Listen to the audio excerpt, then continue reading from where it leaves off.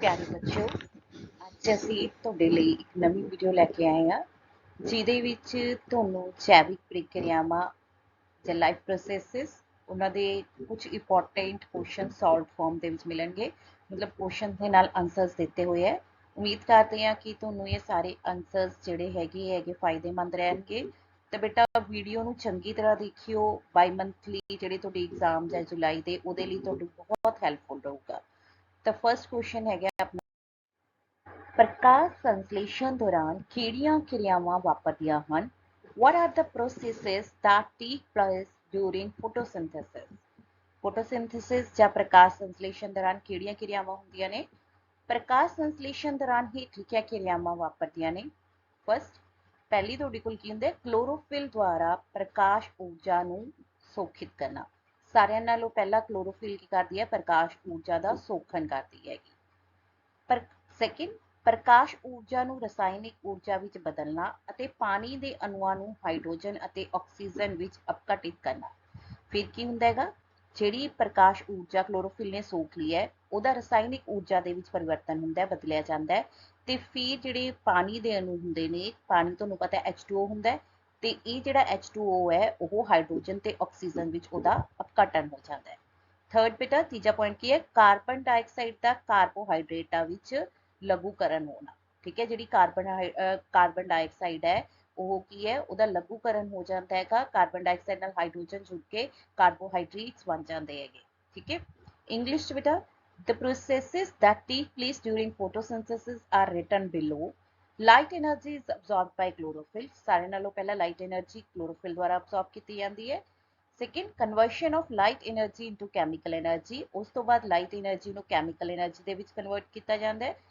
and then decomposition of water into hydrogen and oxygen। ਫਿਰ water ਦੀ decomposition ਜਾਂ breakdown ਤੁਸੀਂ ਕਹਿ ਸਕਦੇ ਹੋ, ਹਾਈਡਰੋਜਨ ਤੇ ਆਕਸੀਜਨ ਵਿੱਚ ਹੋ ਜਾਂਦੀ ਹੈ। Third, reduction of carbon dioxide lead to formation of carbohydrates। ਠੀਕ ਹੈ, ਜਿਹੜੀ ਆਪਣੇ ਕਾਰਬੋਹਾਈਡਰੇਟਸ ਹੈਗੀ, ਕਾਰਬਨ ਡਾਈਆਕਸਾਈਡ ਹੈ, ਉਹਦੀ ਰਿਡਕਸ਼ਨ ਹੋ ਜਾਂਦੀ ਹੈ। ਰਿਡਕਸ਼ਨ ਹੋਣ ਤੋਂ ਬਾਅਦ ਕੀ ਬਣ ਜਾਂਦਾ ਹੈ? ਕਾਰਬੋਹਾਈਡਰੇਟਸ ਦੇ ਅੰਦਰ ਹੈ। ਬੇਟਾ ਫੋਟੋਸਿੰਥੇਸਿਸ ਦੀ ਜਿਹੜੀ ਰਿਐਕਸ਼ਨ ਹੈ ਤੁਹਾਨੂੰ ਨੀਚੇ ਦਿੱਤੀ ਵੀ ਹੋਈ ਹੈ ਕਿ ਕਾਰਬਨ ਡਾਈਆਕਸਾਈਡ ਤੇ ਜਿਹੜਾ ਵਾਟਰ ਹੈ, ਕਲੋਰੋਫਿਲ ਤੇ ਸਨਲਾਈਟ ਦੀ ਪ੍ਰੈਜ਼ੈਂਸ ਦੇ ਵਿੱਚ ਉਹ ਤੁਹਾਨੂੰ ਗਲੂਕੋਜ਼ ਯਾਨੀ ਕਿ ਤੁਹਾਡੇ ਕਾਰਬੋਹਾਈਡਰੇਟ ਪਲੱਸ ਆਕਸੀਜਨ ਬਣਾਉਂਦਾ ਹੈ।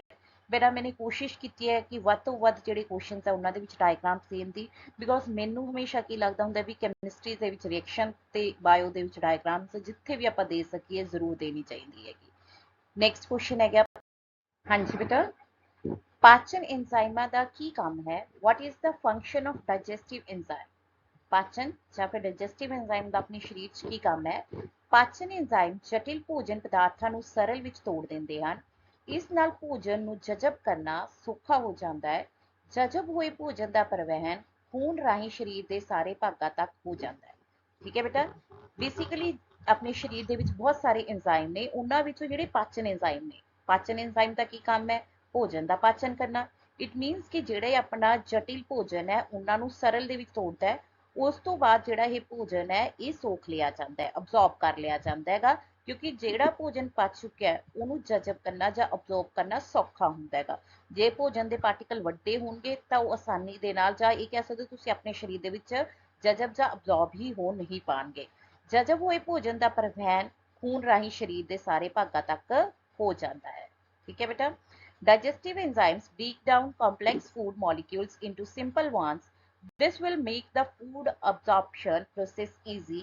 Absorbed food is transported to all the parts of the body. ਜਿਹੜਾ ਭੋਜਨ absorb ਹੋ ਚੁੱਕਿਆ ਉਸ ਸਰੀਰ ਦੇ ਸਾਰੇ ਭਾਗਾਂ ਤੱਕ ਪਹੁੰਚਾਇਆ ਜਾਂਦਾ ਹੈਗਾ। ਬੇਟਾ ਥਰਡ ਕੁਐਸਚਨ ਕੀ ਹੈ ਆਪਣਾ? ਬਹੁਤ ਇੰਪੋਰਟੈਂਟ ਕੁਐਸਚਨ ਹੈ। ਸਾਹ ਕਿਰਿਆ ਅਤੇ ਸਾਹ ਲੈਣਾ ਕਿਵੇਂ ਭਿੰਨ ਹਨ? How respiration differs from breathing. ਠੀਕ ਹੈ, ਸਾਹ ਲੈਣਾ ਇੱਕ ਭੌਤਿਕ ਕਿਰਿਆ ਹੈ ਜਿਸ ਵਿੱਚ ਗੈਸਾਂ ਦਾ ਆਦਾਨ ਪ੍ਰਦਾਨ ਹੁੰਦਾ ਹੈ, ਜਦਕਿ ਸਾਹ ਕਿਰਿਆ ਇੱਕ ਰਸਾਇਣਿਕ ਕਿਰਿਆ ਹੈ ਜਿਸ ਵਿੱਚ ਸੈੱਲਾਂ ਵਿੱਚ ਊਰਜਾ ਪੈਦਾ ਹੁੰਦੀ ਹੈ। ਬੇਸਿਕਲੀ ਤੁਹਾਡੀ ਜਿਹੜੀ ਸਾਹ ਲੈਣਾ ਹੈ ਉਹਦੇ ਵਿੱਚ ਇੱਕ ਸਿੰਪਲ ਗੈਸਾਂ ਦਾ ਆਦਾਨ ਪ੍ਰਦਾਨ ਹੈ, ਐਕਸਚੇਂਜ ਆਫ ਗੈਸਿਸ ਹੈਗਾ। ਠੀਕ ਹੈ, ਜਦਕਿ ਜਿਹੜੀ ਸਾਹ ਕਿਰਿਆ ਹੈਗੀ ਉਹ ਤੁਹਾਡੀ ਗੁੰਝਲਦਾਰ ਰਸਾਇਣਿਕ ਕਿਰਿਆ ਹੈ ਜਿਹਦੇ ਵਿੱਚ ਜਿਹੜੀ ਤੁਹਾਡੇ ਸਰੀਰ ਦੇ ਸੈੱਲਾਂ ਦੇ ਵਿੱਚ ਹੁੰਦੀ ਹੈ, ਜਿਹਦੇ ਵਿੱਚ ਕੀ ਹੈਗਾ, ਜਦੋਂ ਭੋਜਨ ਆਕਸੀਜਨ ਦੇ ਨਾਲ ਮਿਲਦਾ ਹੈ ਤਾਂ ਊਰਜਾ ਪੈਦਾ ਹੁੰਦੀ ਹੈ। The breathing is a physical process of exchanging gases, while respiration is a chemical process that take place at cellular level and produces energy. Cellular level ਤੇ ਹੁੰਦੀ ਹੈ ਤੇ energy produce ਹੁੰਦੀ ਹੈਗੀ। ਓਕੇ ਬੇਟਾ, ਜਿਹੜਾ fourth question ਦੇ ਵਿੱਚ ਮੈਂ ਤੁਹਾਨੂੰ ਇੱਕ ਡਾਇਗਰਾਮ ਦਿੱਤੀ ਹੈ। ਇਹ ਡਾਇਗਰਾਮ ਮੈਨੂੰ ਦੇਣੀ ਇਸ ਲਈ ਜ਼ਰੂਰੀ ਲੱਗੀ ਕਿਉਂਕਿ ਜਦੋਂ ਵੀ ਕਲਾਸ ਦੇ ਵਿੱਚ ਗੱਲ ਕਰੋ ਤਾਂ ਬੱਚੇ ਮੋਸਟਲੀ ਇਹ ਕਹਿੰਦੇ ਮੈਮ ਨੈਫਰੋਨ ਦੀ ਡਾਇਗਰਾਮ ਬਹੁਤ ਔਖੀ ਹੈ। ਤਾਂ ਬਹੁਤ ਸੌਖੀ ਡਾਇਗਰਾਮ ਜਿਹੜੀ ਹੈਗੀ ਹੈ ਮੈਂ ਤੁਹਾਨੂੰ ਦਿੱਤੀ ਹੈਗੀ, ਠੀਕ ਹੈ। ਤੇ ਇਹਦੇ ਵਿੱਚ ਨੈਫਰੋਨ ਦੇ ਵਿੱਚ ਮੈਂ ਤੁਹਾਨੂੰ ਕੀ ਹੈਗਾ, ਤੁਸੀਂ ਦੇਖੋ ਜਿਹੜਾ ਇੱਥੇ ਗੁੰਝਲਦਾਰ ਜਿਹਾ ਭਾਗ ਬਣਾਇਆ ਹੋਇਆ ਹੈਗਾ ਜਿੱਥੇ ਬਲੱਡ ਵੈਸਲ ਦਾ ਛੱਲਾ ਜਿਹਾ ਬਣ ਜਾਂਦਾ ਉਹ ਹੁੰਦਾ ਗਲੋਮੈਰੂਲਸ, ਠੀਕ ਹੈ। ਕੱਪ ਲਾਈਕ ਆਕਾਰ ਦੀ ਜਿਹੜਾ ਸਟਰਕਚਰ ਹੈ ਇੱਥੇ ਉਹਨੂੰ ਆਪਾਂ ਨੇ ਕੀ ਕਿਹਾ ਹੋਇਆ, ਵੋਮੈਨ ਕੈਪਸੂਲ ਕਿਹਾ ਹੋਇਆ, ਠੀਕ ਹੈ। ਗੁਰਦਾ ਧਮਨੀ ਦੀ ਸ਼ਾਖਾ ਦਿਖਾਈ ਗਈ ਹੈਗੀ। ਉਸ ਤੋਂ ਬਾਅਦ ਜਿਹੜਾ ਥੱਲੇ ਟਿਊਬ ਲਾਈਕ ਭਾਗ ਦਿਖਾਇਆ ਗਿਆ ਹੈ ਉਹ ਨੈਫਰੋਨ ਦਾ ਆਪਣਾ ਟਿਊਬਲਰ ਭਾਗ ਹੁੰਦਾ ਹੈਗਾ। ਉਸ ਤੋਂ ਬਾਅਦ ਆਪਾਂ ਦੱਸਿਆ ਸੀਗਾ ਕਿ ਜਦੋਂ ਆਪਾਂ ਇਹਦੀ ਪ੍ਰੋਸੈਸ ਸਟੱਡੀ ਕਰਦੇ ਆਂਗੇ ਕਿ ਜਿਹੜੇ ਸਾਰਾ ਵੇਸਟ ਹੈਗਾ, ਵਿਅਰਥ ਪਦਾਰਥ ਹੈ, ਉਹ ਇੱਕ ਨਲੀ ਦੇ ਵਿੱਚ ਜਾ ਕੇ ਇਕੱਠਾ ਹੁੰਦਾ ਹੈ ਜਿਹਨੂੰ ਅਸੀਂ ਇਕੱਠਾ ਕਰਨ ਵਾਲੀ ਨਲੀ ਕਹਿੰਦੇ ਆ।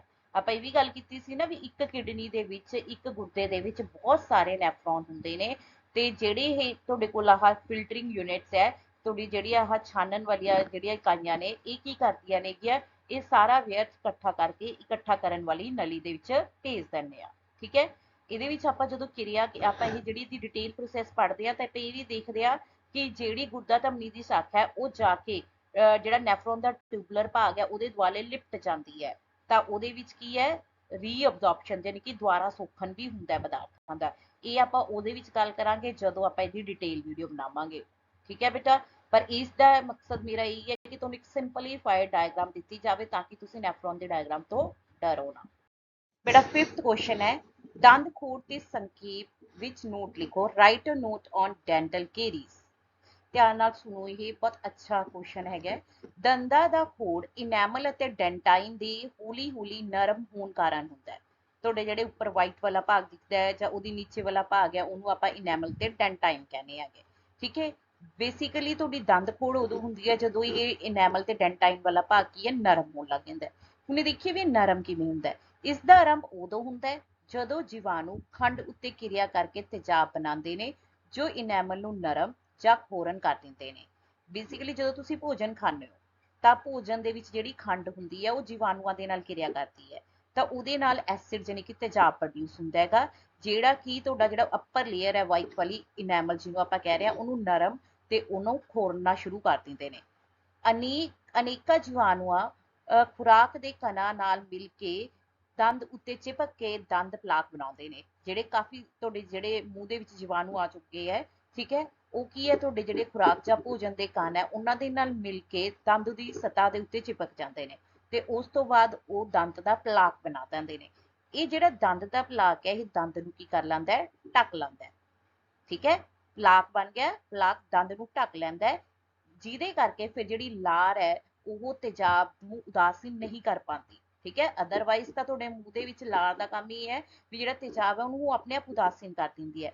ਪਰ ਜਦੋਂ ਕਹਿੰਦਾ ਕੀ ਹੈ ਪਲਾਕ ਨੇ ਦੰਦ ਨੂੰ ਢੱਕ ਲਿਆ ਤਾਂ ਉਸ ਤੋਂ ਬਾਅਦ ਜਿਹੜਾ ਤੁਹਾਡੇ ਕੋਲ ਲਾਰ ਹੈ ਉਹ ਤੇਜ਼ਾਬ ਨੂੰ ਉਦਾਸੀਨ ਨਹੀਂ ਕਰ ਪਾਉਂਦੀ ਹੈਗੀ ਜਿਹਦੇ ਕਰਕੇ ਕਹਿੰਦਾ ਤੁਹਾਡੇ ਦੰਦ ਦਾ ਕੀ ਹੋ ਜਾਂਦਾ, ਹੋਰ ਹੋ ਜਾਂਦਾ ਹੈ। ਇਸ ਲਈ ਲਾਰ ਤੇਜ਼ਾਬ ਨੂੰ ਉਦਾਸੀਨ ਕਰਨ ਲਈ ਦੰਦ ਦੀ ਸਤ੍ਹਾ ਤੱਕ ਨਹੀਂ ਪਹੁੰਚ ਸਕਦਾ ਅਤੇ ਦੰਦ ਦਾ ਖੋਰਨ ਹੋ ਜਾਂਦਾ ਹੈ।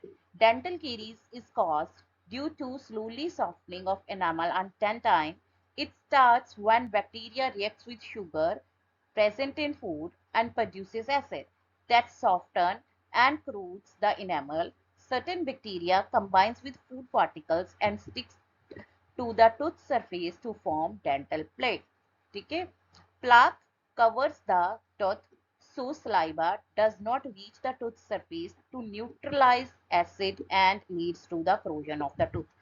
ਬੇਸਿਕਲੀ ਜਿਹੜਾ ਪਲਾਕ ਬਣ ਗਿਆ ਇਸ ਪਲਾਕ ਦੇ ਬਣਨ ਦੇ ਨਾਲ ਕੀ ਹੈ, ਟੂਥ ਕਵਰ ਹੋ ਜਾਂਦਾ ਹੈ ਜਿਹਦੇ ਕਰਕੇ ਸਲਾਈਵਾ ਵੀ ਤੁਹਾਡਾ ਜਿਹੜਾ ਹੈਗਾ ਐਸਿਡ ਨੂੰ ਨਿਊਟਰਲਾਈਜ਼ ਨਹੀਂ ਕਰ ਪਾਉਂਦਾ ਜਿਹਦੇ ਕਰਕੇ ਫਾਈਨਲੀ ਟੂਥ ਡਿਕੇ ਹੋ ਜਾਂਦਾ ਹੈ। ਬੇਟਾ ਇੱਥੇ ਦੇਖੋ ਡਾਇਗਰਾਮ ਸੇ ਮੇਰੀਆਂ ਖੁਦ ਦੀਆਂ ਨਹੀਂ ਬਣੀਆਂ ਹੋਈਆਂ ਬਟ ਮੈंने ਇੱਕ ਪੋਸੀਬਲ ਵਧੀਆ ਡਾਇਗਰਾਮ ਤੁਹਾਨੂੰ ਦੇਣ ਦੀ ਕੋਸ਼ਿਸ਼ ਕੀਤੀ ਹੈ।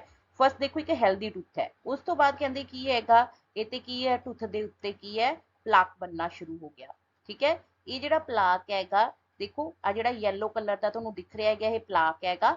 ਫਿਰ ਜਦੋਂ ਕਹਿੰਦਾ ਕੀ ਹੈਗਾ ਪਲਾਕ ਬਣ ਗਿਆ ਤਾਂ ਜਿਹੜਾ ਕੋਈ ਵੀ ਤੁਹਾਡੀ ਲਾਰ ਹੈ ਜਾਂ ਸਲਾਈਵਾ ਆਪਾਂ ਕਹਿ ਰਹੇ ਹਾਂ ਉਹ ਜਿਹੜਾ ਐਸਿਡ ਪ੍ਰੋਡਿਊਸ ਹੋਇਆ ਤੁਹਾਨੂੰ ਇਹ ਤਾਂ ਚੀਜ਼ ਪਤਾ ਚੱਲ ਗਈ ਸੀ ਵੀ ਕਿਵੇਂ ਪ੍ਰੋਡਿਊਸ ਹੁੰਦਾ ਨਾ ਐਸਿਡ, ਠੀਕ ਹੈ।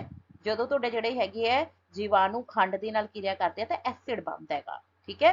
ਤਾਂ ਉਹ ਜਿਹੜਾ ਐਸਿਡ ਹੈ ਉਹ ਫਿਰ ਐਸਿਡ ਕੀ ਕਰੂਗਾ, ਦੰਦ ਨੂੰ ਖੋਲਣਾ ਸ਼ੁਰੂ ਕਰ ਦੂਗਾ, ਜਿਹਦੇ ਕਰਕੇ ਦੰਦ ਦੇ ਵਿੱਚ ਕੀ ਹੈ, ਕੈਵਿਟੀਜ਼ ਹੋ ਜਾਂਦੀਆਂ ਨੇ ਜਾਂ ਕੇਰੀਜ਼ ਹੋ ਜਾਂਦੀਆਂ ਨੇ। ਓਕੇ ਬੇਟਾ। ਬੇਟਾ 6th ਕੁਐਸਚਨ ਆਪਣਾ ਕੀ ਹੈ, ਸਟੋਮੇਟਾ ਅਤੇ ਲੈਂਟੀਸੈਲ ਕੀ ਹੁੰਦੇ ਨੇ। What are stomata and ਲੈਂਟੀਸੈਲ।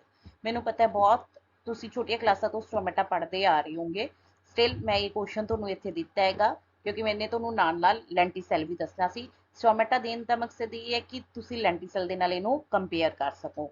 ਮੈਨੇ ਦੋਨਾਂ ਦੀ ਡਾਇਗਰਾਮ ਵੀ ਦਿੱਤੀ ਹੈਗੀ। ਸਟੋਮੇਟਾ ਪੱਤਿਆਂ ਵਿੱਚ ਗੈਸਾਂ ਦੀ ਅਦਲਾ ਬਦਲੀ ਲਈ ਛੋਟੇ ਛੋਟੇ ਮੁਸਾਮ ਹੁੰਦੇ ਹਨ, ਜਿਨ੍ਹਾਂ ਨੂੰ ਸਟੋਮੇਟਾ ਕਹਿੰਦੇ ਹਨ। ਪੱਤਿਆਂ ਵਿੱਚ ਗੈਸਾਂ ਦੀ ਅਦਲਾ ਬਦਲੀ ਦੇ ਲਈ ਜਿਹੜੇ ਛੋਟੇ ਛੋਟੇ ਮੁਸਾਮ ਨੇ ਉਹਨਾਂ ਨੂੰ ਆਪਾਂ ਕੀ ਕਹਿੰਦੇ ਆ, ਸਟੋਮੇਟਾ, ਠੀਕ ਹੈ। ਪੌਦੇ ਵਿੱਚ ਵਾਸ਼ਪ ਉਤਸਰਜਨ ਵੀ ਇਹਨਾਂ ਰਾਹੀਂ ਹੀ ਹੁੰਦਾ ਹੈ। ਦੇਖੋ ਦੋ ਕੰਮ ਹੋ ਗਏ ਸਟੋਮੇਟਾ ਦੇ, ਇੱਕ ਤਾਂ ਗੈਸਾਂ ਦੀ ਅਦਲਾ ਬਦਲੀ, ਦੂਸਰਾ ਵਾਸ਼ਪ ਉਤਸਰਜਨ। ਹੁਣ ਲੈਂਟੀਸੈਲ ਕਿਵੇਂ ਹੈ, ਲੈਂਟੀਸੈਲ ਇਹਨਾਂ ਤੋਂ ਕਿਵੇਂ ਭਿੰਨ ਹੈ। ਲੈਂਟੀਸੈਲ ਜਿਹੜੇ ਹੁੰਦੇ ਨੇ ਉਹ ਪੁਰਾਣੇ ਅਤੇ ਸਖਤ ਲੱਕੜੀ ਵਾਲੇ ਤਣਿਆਂ ਵਿੱਚ ਗੈਸਾਂ ਦੀ ਅਦਲਾ ਬਦਲੀ ਲਈ ਕੀ ਹੁੰਦੇ ਆ, ਲੈਂਟੀਸੈਲ। ਜਿਹੜੀ ਸਖਤ ਵੁਡੀ ਸਟੈਮ ਹੁੰਦੀ ਹੈ ਉਹਦੇ ਵਿੱਚ ਲੱਕੜ ਵਾਲੀ ਸਟੈਮ ਹੁੰਦੀ ਹੈਗੀ, ਪੁਰਾਣੀ ਹੋ ਚੁੱਕੀ, ਉਹਨਾਂ ਦੇ ਵਿੱਚ ਗੈਸਾਂ ਦੀ ਅਦਲੀ ਬਦਲੀ ਲਈ ਛੋਟੇ ਛੋਟੇ ਸ਼ੇਕ ਹੁੰਦੇ ਨੇ ਜਿਹੜੇ ਕਿ ਥੋੜੇ ਜਿਹੇ ਉੱਪਰ ਨੂੰ ਵੀ ਉੱਪਰੇ ਹੁੰਦੇ ਨੇ, ਜਿਨ੍ਹਾਂ ਨੂੰ ਆਪਾਂ ਲੈਂਟੀਸੈਲਸ ਕਹਿੰਦੇ ਹੈਗੇ, ਠੀਕ ਹੈ। Stomata small pores on the surface of leaves for exchange of gases are called stomata. Transpiration also occurs through them, ठीक है।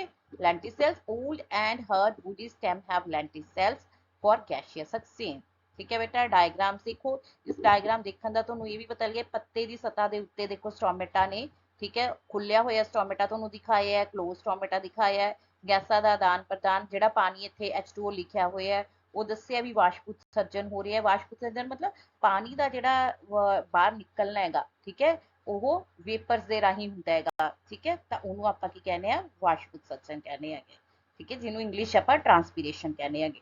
ਲੈਂਟੀਸੈਲਸ ਦੂਸਰੇ ਡਾਇਗਰਾਮ ਦੇ ਵਿੱਚ ਲੈਂਟੀਸੈਲਸ ਤੁਹਾਨੂੰ ਦਿਖਾਏ ਹੋਏ ਨੇ। ਮੇਰਾ 7th ਕੁਐਸਚਨ ਹੈ, ਅਮੀਬਾ ਵਿੱਚ ਪੋਸ਼ਣ ਦੀ ਵਿਆਖਿਆ ਕਰੋ। ਐਕਸਪਲੇਨ ਨਿਊਟ੍ਰੀਸ਼ਨ ਇਨ ਅਮੀਬਾ। ਦੇਖੋ ਅਮੀਬਾ ਤੁਹਾਨੂੰ ਪਤਾ ਹੈ ਇੱਕ ਸੈਲੀ ਜੀਵ ਹੈ, ਉਹਦੇ ਵਿੱਚ ਕਿਵੇਂ ਪੋਸ਼ਣ ਹੁੰਦਾ ਆਪਾਂ ਇਹਦੀ ਗੱਲ ਕਰ ਰਹੇ ਹਾਂ। ਅਮੀਬਾ ਸੈੱਲ ਦੀ ਸਤ੍ਹਾ ਤੋਂ ਉਤਪੰਨ ਹੋਏ ਉਂਗਲੀ ਜਿਹੇ ਆਭਾਸੀ ਪੈਰਾਂ ਦੀ ਮਦਦ ਨਾਲ ਭੋਜਨ ਪ੍ਰਾਪਤ ਕਰਦਾ ਹੈ। ਇਹ ਵਾਧਰਾ ਭੋਜਨ ਦੇ ਕਣਾਂ ਨੂੰ ਘੇਰ ਲੈਂਦਾ ਹੈ ਅਤੇ ਅੰਦਰ ਲੈ ਜਾ ਕੇ ਭੋਜਨ ਰਸਧਾਨੀ ਬਣਾਉਂਦਾ ਹੈ। ਭੋਜਨ ਰਸਧਾਨੀ ਦੇ ਅੰਦਰ ਜਟਿਲ ਪਦਾਰਥਾਂ ਦਾ ਵਿਘਟਨ ਸਰਲ ਪਦਾਰਥਾਂ ਵਿੱਚ ਹੋ ਜਾਂਦਾ ਹੈ ਅਤੇ ਉਹ ਸੈੱਲ ਪਦਾਰਥ ਵਿੱਚ ਸ਼ਾਮਲ ਹੋ ਜਾਂਦੇ ਹਨ। ਬਚਿਆ ਹੋਇਆ ਅਣਪਚਿਆ ਭੋਜਨ ਪਦਾਰਥ ਸੈੱਲ ਦੀ ਸਤ੍ਹਾ ਵੱਲ ਚਲਿਆ ਜਾਂਦਾ ਹੈ ਅਤੇ ਸੈੱਲ ਝਿੱਲੀ ਦੇ ਟੁੱਟਣ ਨਾਲ ਇਹ ਸੈੱਲ ਤੋਂ ਬਾਹਰ ਕੱਢ ਦਿੱਤਾ ਜਾਂਦਾ ਹੈ, ਠੀਕ ਹੈ ਬੇਟਾ। ਕੀ ਇਹ ਸਿੰਪਲ ਜੀ ਕਿਰਿਆ ਹੈ, ਠੀਕ ਹੈ। ਤੁਹਾਨੂੰ ਇਹ ਦੇਖੋ ਡਾਇਗਰਾਮ ਦੇ ਵਿੱਚ ਵੀ ਦਿਸਿਆ ਹੋਇਆ ਵੀ ਜਿਹੜਾ ਅਮੀਬਾ ਹੈ ਉਹਦੀ ਸਤ੍ਹਾ ਤੋਂ ਉਂਗਲੀਆਂ ਵਰਗੀਆਂ ਜਿਹੜੀਆਂ ਹੈਗੀਆਂ ਨੇ ਪ੍ਰੋਜੈਕਸ਼ਨਸ ਬਣ ਜਾਂਦੀਆਂ ਨੇ, ਜਿਨ੍ਹਾਂ ਨੂੰ ਆਪਾਂ ਕੀ ਕਹਿੰਦੇ ਆ, ਆਭਾਸੀ ਪੈਰ ਕਹਿੰਦੇ ਆ। ਇਹਨਾਂ ਆਭਾਸੀ ਪੈਰਾਂ ਦੀ ਮਦਦ ਨਾਲ ਭੋਜਨ ਪ੍ਰਾਪਤ ਕਰਦਾ ਹੈ ਤੇ ਜਿਹੜਾ ਇਹ ਵਾਧਰਾ ਹੈ ਭੋਜਨ ਦੇ ਕੰਨ ਦੇ ਦੁਆਲੇ ਜਾ ਕੇ ਉਸ ਕੰਨ ਨੂੰ ਘੇਰ ਲੈਂਦੇ ਨੇ। ਦੇਖੋ ਜਿਹੜੀ ਬੀ ਵਾਲੀ ਡਾਇਗਰਾਮ ਹੈ ਉਹਦੇ ਵਿੱਚ ਤੁਹਾਨੂੰ ਬਹੁਤ ਚੰਗੀ ਤਰ੍ਹਾਂ ਦਿਖਾਇਆ ਗਿਆ, ਆਭਾਸੀ ਪੈਰ ਮੈਂ ਲਿਖਿਆ ਵੀ ਹੋਇਆ ਇੱਥੇ, ਠੀਕ ਹੈ। ਉਸ ਤੋਂ ਬਾਅਦ ਜਿਹੜਾ ਇਹ ਤੁਹਾਡੀ ਅੰਦਰ ਜਦੋਂ ਚਲਾ ਜਾਂਦਾ ਹੈ ਤਾਂ ਇਹ ਦੇਖੋ ਆਹ ਜਿਹੜਾ ਫੂਡ ਪਾਰਟੀਕਲ ਹੈ ਉਹੀ ਸਤ੍ਹਾ ਨੇ ਕੀ ਬਣਾ ਲਈ, ਤੁਹਾਡੀ ਭੋਜਨ ਰਸਧਾਨੀ ਬਣਾ ਲਈ। ਫਿਰ ਇਸ ਭੋਜਨ ਰਸਧਾਨੀ ਦੇ ਵਿੱਚ ਕੀ ਹੋ ਜਾਂਦਾ ਹੈ, ਭੋਜਨ ਦਾ ਪਾਚਨ ਹੋਣਾ ਸ਼ੁਰੂ ਹੋ ਜਾਂਦਾ ਹੈਗਾ। ਤਾਂ ਭੋਜਨ ਦਾ ਪਾਚਨ ਹੋਣਾ ਮਤਲਬ ਜਿਹੜਾ ਜਟਿਲ ਭੋਜਨ ਪਦਾਰਥ ਹੈ ਉਹਨੂੰ ਸਰਲ ਦੇ ਵਿੱਚ ਤੋੜ ਲਿਆ ਜਾਂਦਾ ਹੈਗਾ ਤੇ ਫਿਰ ਉਸ ਤੋਂ ਬਾਅਦ ਸੈੱਲ ਜਿਹੜਾ ਹੈਗਾ ਇਸ ਪਦਾਰਥ ਨੂੰ ਆਪਦੇ ਵਰਤੋਂ ਦੇ ਲਈ ਇਹਨੂੰ ਜਜ਼ਬ ਕਰ ਲੈਂਦਾ ਹੈਗਾ, ਅਬਜ਼ੌਰਬ ਕਰ ਲੈਂਦਾ ਹੈਗਾ, ਠੀਕ ਹੈ। ਤੇ ਜਿਹੜਾ ਅਣਪਚਿਆ ਭੋਜਨ ਹੈ ਉਹ ਇਸ ਰਸਧਾਨੀ ਦੇ ਵਿੱਚ ਹੀ ਰਹਿ ਜਾਂਦਾ ਹੈ ਤੇ ਇਹ ਰਸਧਾਨੀ ਜਿਹੜੀ ਹੈਗੀ ਸੈੱਲ ਦੀ ਝਿੱਲੀ ਦੇ ਕੋਲ ਵਗ ਜਾਂਦੀ ਹੈ ਤੇ ਉਸ ਤੋਂ ਬਾਅਦ ਸੈੱਲ ਝਿੱਲੀ ਟੁੱਟਦੀ ਹੈ ਤੇ ਇਹਨੂੰ ਬਾਹਰ ਕੱਢ ਜਾਂਦੀ ਹੈ, ਠੀਕ ਹੈ। Nutrition in amoeba occurs through finger-like pseudopodia. These pseudopodia extend around the food and engulfs it to form food vacuole.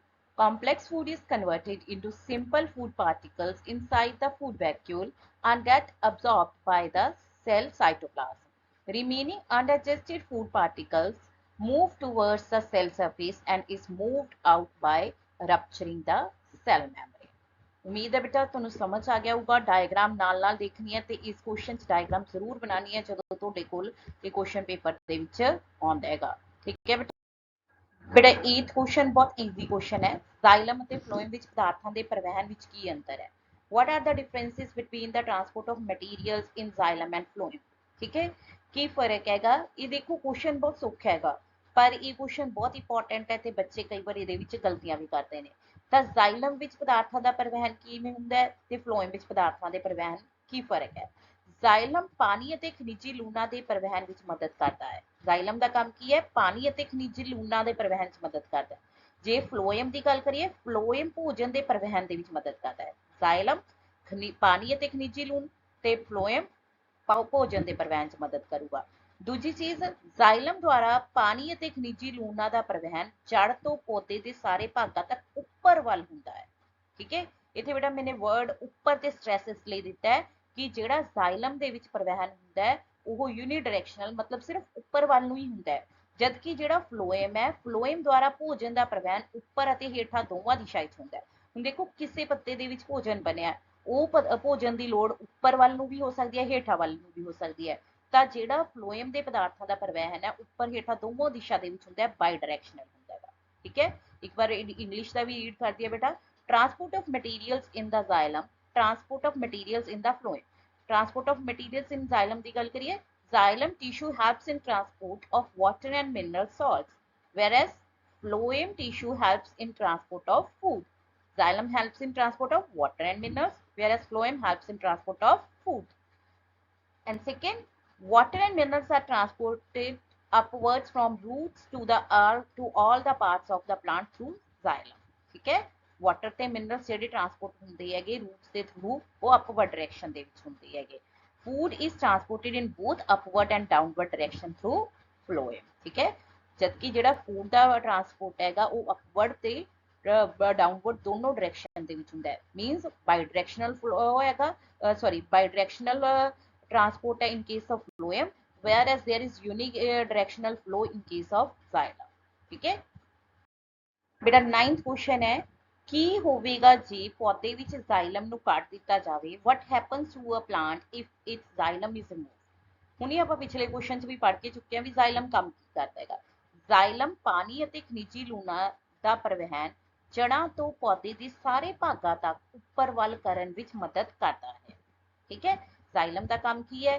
ਪਾਣੀ ਅਤੇ ਖਣਿਜ ਦਾ ਪਰਿਵਹਨ ਕਰਨਾ। ਅਗਰ ਜ਼ਾइलम ਨੂੰ ਕੱਢ ਦਿੱਤਾ ਜਾਵੇ ਤਾਂ ਪਾਣੀ ਅਤੇ ਖਣਿਜ ਦਾ ਪਰਿਵਹਨ ਨਹੀਂ ਹੋ ਸਕੇਗਾ, ਜਿਹਦੇ ਨਾਲ ਫਿਰ ਪਾਣੀ ਅਤੇ ਖਣਿਜ ਦੀ ਕਮੀ ਦੇ ਕਾਰਨ ਤੁਹਾਡਾ ਪੌਦਾ ਮਰ ਜਾਵੇਗਾ। Xylem tissue helps in transport of water and mineral salts to various parts of the plant in upward direction। If xylem is removed, it is not possible to transport water and minerals, and finally the plant will die due to the deficiency of water and minerals। ठीक है, deficiency of water and minerals के कारण plant की हो चुकी death हो चुकी। Okay बेटा, बेटा नेक्स्ट अपना क्वेश्चन है मनुखी दिल के दो उपर वाले खानियां दे काम लिखो। Write the functions of two upper chambers of human heart. ठीक है, ਜਿਹੜੇ ਉੱਪਰ ਵਾਲੇ ਹਿੱਸੇ ਹੁੰਦੇ ਨੇ, ਉੱਪਰ ਵਾਲੇ ਖਾਨੇ ਹੁੰਦੇ ਨੇ ਦਿਲ ਦੇ, ਉਹਨਾਂ ਨੂੰ ਆਪਾਂ ਪਹਿਲਾਂ ਕਹਿੰਦੇ ਕੀ ਆ? ਆਰਿਕਲ। ਠੀਕ ਹੈ, ਤਾਂ ਆਰਿਕਲ ਕੀ ਕਰਦਾ ਹੈ? ਆਰਿਕਲ ਦੇ ਵਿੱਚ ਤੁਹਾਡੇ ਕੋਲ ਜਿਹੜਾ ਸੱਜਾ ਆਰਿਕਲ ਹੈ ਉਹ ਅਨਆਕਸੀਕ੍ਰਿਤ ਖੂਨ, ਅਨਆਕਸੀਕ੍ਰਿਤ ਖੂਨ ਮਤਲਬ ਕਾਰਬਨ ਡਾਈਆਕਸਾਈਡ ਵਾਲਾ ਜਿਹੜਾ ਖੂਨ ਹੈ ਉਹਨੂੰ ਸਰੀਰ ਦੇ ਸਾਰੇ ਭਾਗਾਂ ਤੋਂ ਮਹਾਸਿਰਾ ਦੁਆਰਾ ਲੈਂਦਾ ਹੈਗਾ। ਠੀਕ ਹੈ ਬੇਟਾ, ਇੱਥੇ ਤੁਸੀਂ ਸੱਜਾ ਔਰਿਕਲ ਦੇ ਵਿੱਚ ਇਹ ਵੀ ਲਿਖ ਸਕਦੇ ਹੋ ਵੀ ਕਾਰਬਨ ਡਾਈਆਕਸਾਈਡ ਯੁਕਤ ਖੂਨ ਜਾਂ ਫਿਰ ਅਨਆਕਸੀਕ੍ਰਿਤ ਖੂਨ। ਅਨਆਕਸੀਕ੍ਰਿਤ ਮਤਲਬ ਕਾਰਬਨ ਡਾਈਆਕਸਾਈਡ ਯੁਕਤ ਜਿਹੜਾ ਖੂਨ ਹੈ ਉਹਨੂੰ ਸਰੀਰ ਦੇ ਸਾਰੇ ਭਾਗਾਂ ਤੋਂ ਲੈਣ ਦਾ ਕੰਮ ਸੱਜਾ ਔਰਿਕਲ ਕਰਦਾ ਹੈ। ਕਾਦੇ ਦੁਆਰਾ ਲੈਂਦਾ ਹੈਗਾ? ਮਹਾਸਿਰਾਵਾਂ ਦੁਆਰਾ। ਠੀਕ ਹੈ, ਉਸ ਤੋਂ ਬਾਅਦ ਜਿਹੜਾ ਖੱਬਾ ਔਰਿਕਲ ਹੈ ਉਹਨੇ ਕੀ ਕਰਨਾ ਹੈ? ਆਕਸੀਕ੍ਰਿਤ ਖੂਨ ਲੈਣਾ ਹੈ। ਆਕਸੀਕ੍ਰਿਤ ਖੂਨ ਕਿੱਥੋਂ ਲਊਗਾ? ਫੇਫੜਿਆਂ ਤੋਂ। ਠੀਕ ਹੈ, ਖੂਨ ਨੂੰ ਆਕਸੀਕ੍ਰਿਤ ਕਰਨ ਦਾ ਕੰਮ ਕਿਹਦਾ? ਫੇਫੜਿਆਂ ਦਾ। ਫੇਫੜੇ ਇਹ ਕਰਦੇ ਆ ਨਾ ਵੀ ਜਿਹੜੀ ਖੂਨ ਦੇ ਵਿੱਚ ਆਕਸੀਜਨ, ਖੂਨ ਦੇ ਵਿੱਚ ਕਾਰਬਨ ਡਾਈਆਕਸਾਈਡ ਹੈ ਉਹ ਫੇਫੜਿਆਂ ਨੂੰ ਦੇ ਦਿੱਤੀ ਜਾਂਦੀ ਹੈ ਤੇ ਜਿਹੜੀ ਆਕਸੀਜਨ ਆਈ ਹੈ ਹਵਾ ਦੁਆਰਾ ਉਹ ਖੂਨ ਲੈ ਲੈਂਦਾ ਹੈ, ਹੀਮੋਗਲੋਬਿਨ। ਠੀਕ ਹੈ ਬੇਟਾ, ਤਾਂ ਜਿਹੜੀ ਖੱਬਾ ਔਰਿਕਲ ਹੈ ਆਕਸੀਕ੍ਰਿਤ ਖੂਨ ਨੂੰ ਫੇਫੜਿਆਂ ਤੋਂ ਫੇਫੜਾ ਸਿਰਾ ਦੁਆਰਾ ਲੈਂਦਾ ਹੈ। The right atrium receives deoxygenated blood from various parts of the body through main vein। The left atrium receives the oxygenated blood from the lungs through pulmonary vein। बेटा ਇਹਦੇ ਵਿੱਚ ਦੇਖੋ ਇੱਕ ਮੇਨ ਵੇਨ ਹੈ, ਇੱਕ ਪਲਮੋਨਰੀ ਵੇਨ ਹੈ। ਠੀਕ ਹੈ, ਮੇਨ ਵੇਨ ਦੁਆਰਾ ਉਹ ਕਿੱਥੋਂ ਲੈਂਦਾ ਹੈਗਾ? ਬੋਡੀ ਪਾਰਟਸ ਤੋਂ, ਤੇ ਪਲਮੋਨਰੀ ਵੇਨ ਦੁਆਰਾ ਕਿੱਥੋਂ ਲੈਂਦਾ ਹੈ? ਲੰਗਸ ਤੋਂ। ਆਪਾਂ ਜਨਰਲੀ ਇਹ ਚੀਜ਼ ਪੜ੍ਹਦੇ ਹਾਂ ਕਿ ਵੇਨ ਨੇ ਕੀ ਕਰਨਾ ਹੈ? ਕਾਰਬਨ ਡਾਈਆਕਸਾਈਡ ਜਿਹੜਾ ਹੈਗਾ ਰਿਚ ਬਲੱਡ ਨੂੰ ਹੀ ਕੈਰੀ ਕਰਦੀਆਂ ਨੇ, ਬਟ ਪਲਮੋਨਰੀ ਵੇਨ ਇੱਕ ਅਜਿਹੀ ਵੇਨ ਹੈ ਜਿਹੜੀ ਕਿ ਤੁਹਾਡਾ ਆਕਸੀਜਨ ਰਿਚ ਬਲੱਡ ਨੂੰ ਜਿਹੜਾ ਹੈਗਾ ਟਰਾਂਸਪੋਰਟ ਕਰਨ ਦੇ ਵਿੱਚ ਹੈਲਪ ਕਰ ਰਹੇ ਹੈਗੇ। ਠੀਕ ਹੈ ਬੇਟਾ, ਇੱਕ ਸਿੰਪਲ ਜਿਹੀ ਡਾਇਗਰਾਮ ਤੁਹਾਨੂੰ ਹਰਟ ਦੀ ਵੀ ਦਿੱਤੀ ਹੋਈ ਹੈ ਇੱਥੇ। ਠੀਕ ਹੈ, ਇਹਦੇ ਵਿੱਚ ਇੱਕ ਚੀਜ਼ ਹੋਰ ਦੇਖੋ ਵੀ ਜਿਹੜੀ ਔਰੀਕਲਸ ਹੈ ਇਹਨਾਂ ਦਾ ਆਟਰੀਅਮ ਹੈ ਜਿਹੜਾ ਤੁਹਾਡੇ ਔਰੀਕਲ ਹੈ, ਇਹਨਾਂ ਦਾ ਕੰਮ ਕੀ ਹੈ, ਬਲੱਡ ਨੂੰ ਲੈਣਾ। ਠੀਕ ਹੈ, ਜਦਕਿ ਜਿਹੜੇ ਵੈਂਟਰੀਕਲਸ ਹੈ ਉਹਨਾਂ ਦਾ ਕੰਮ ਕੀ ਹੈ, ਦੇਣਾ। ਵੈਂਟਰੀਕਲ ਦੀ ਗੱਲ ਫਿਰ ਅਗਲੇ ਕੁਐਸਚਨ 'ਚ ਕਰਾਂਗੇ। ਠੀਕ ਹੈ ਬੇਟਾ, thanks and have a nice day. Hope you like the content. Kindly like, share and subscribe our channel for more videos.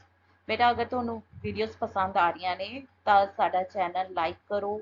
ਠੀਕ ਹੈ, ਤੇ ਵੀਡੀਓਜ਼ ਨੂੰ ਵੱਧ ਤੋਂ ਵੱਧ ਸ਼ੇਅਰ ਕਰੋ, ਚੈਨਲ ਨੂੰ ਸਬਸਕ੍ਰਾਈਬ ਕਰੋ ਤਾਂ ਕਿ ਅਸੀਂ ਤੁਹਾਡੇ ਵਾਸਤੇ ਹੋਰ ਜ਼ਿਆਦਾ ਇਹੋ ਜਿਹੀਆਂ ਵੀਡੀਓਜ਼ ਬਣਾ ਸਕੀਏ।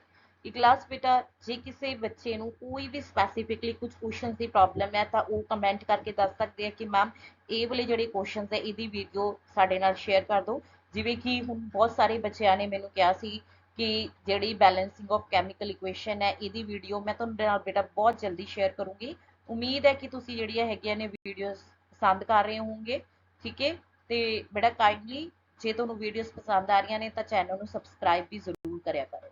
Thank you and have a nice day. ਬਹੁਤ ਜਲਦੀ ਬੇਟਾ ਇਸ ਚੈਪਟਰ ਦੇ ਹੋਰ ਵੀ ਕੁਐਸਚਨ ਅਸੀਂ ਲੈ ਕੇ ਤੁਹਾਡੇ ਕੋਲ ਆਵਾਂਗੇ। ਥੈਂਕਸ।